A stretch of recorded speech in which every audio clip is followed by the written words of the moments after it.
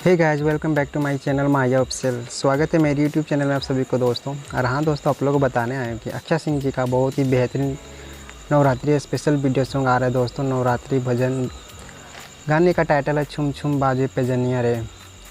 ये बहुत ही अच्छी वीडियो बना है दोस्तों, आप लोग देख सकते हो वीडियो के माध्यम से। फ़ोटो में बहुत ही अच्छी सुंदर भजन है। तो गाइस, जिस दिन भी आए वीडियो आप लोग ज़्यादा से ज़्यादा प्यार दीजिएगा इस सॉन्ग को।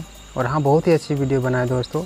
और अक्षय सिंह खुद ही गाया, और इसका जो लिरिक्स है वो उनके फेवरेट मनोज मतलबी जी हैं, जो उन्होंने राइटिंग जो लिखे हैं गाने को, वो मनोज मतलबी जी हैं। और जो म्यूजिक दिए हैं इस सॉन्ग में वो भी बहुत अच्छे म्यूजिक है यार। सुनोगे ना एक बार सॉन्ग तो बहुत ही अच्छा आएगा आपको।